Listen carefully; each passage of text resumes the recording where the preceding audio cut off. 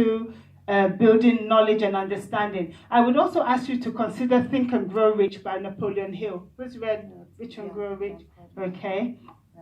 In all fairness, I started in goodness, this is long, so that's one I haven't read yet, but I aim to. Who has read? Who here is interested in trading the stock market, stock shares? Who is interested? Yeah, trading stock market. Okay, a great book to read is How I Made $2 Million in the Stock Market by Nicholas DeVos.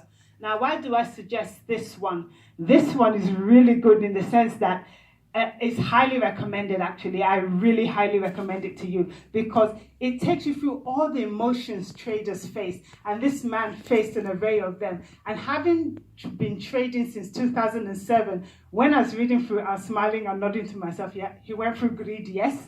He went through fear, yes. You go through fear, you just see it going up, and you're thinking, yes, I'm making a lot of money. And you put in more. You've not kind of checked your margins or checked those factors that are important to trading. You just put in more, and then maybe it comes crashing down, and your heart just leaves your mouth and goes straight to the floor. Yeah, all those emotions are there. And he talks about fear and how the highlights, and he highlights the pitfall of having a herd mentality.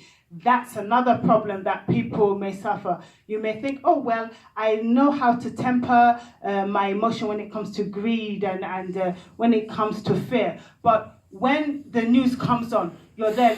See, what did CBN say today? What did this stock expert say today? What did that share expert say today? That's not what you should be looking at. You should be looking at the charts and the trend, where it's going. Forget what the experts are saying, because the charts would have told you ahead of time, possibly days or weeks before the expert finally clocked on. By the time the expert is telling you, that's old news. You need to be careful what you're running about listening to.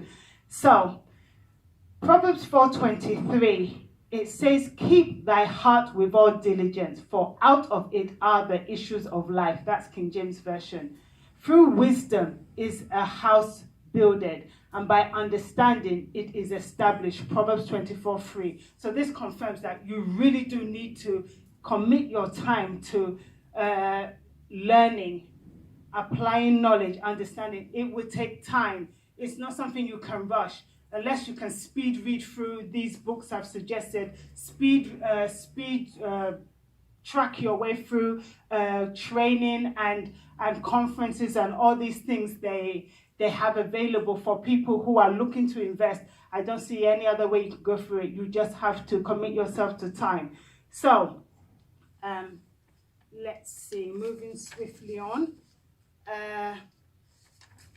I said here that things like this, wisdom is acquired through knowledge and not by prayer and fasting, which is something that Christians tend to think we can rely on. We like the faith part, the sound of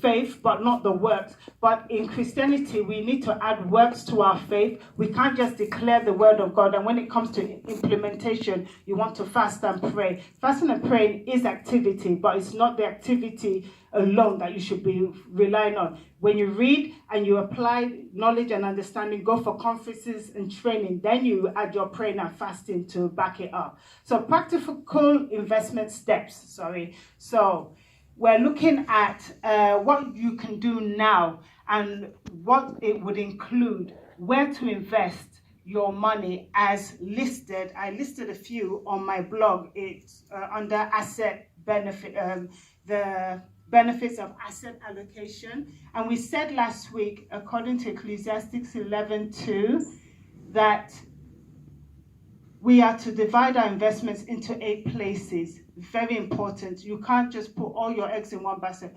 Like for stocks, using that as an example. Oh, I feel Google is doing really well. I'm going to put all my money into Google. You can't do that. You can't put your eggs in one basket. You need to divide them no matter how confident you are.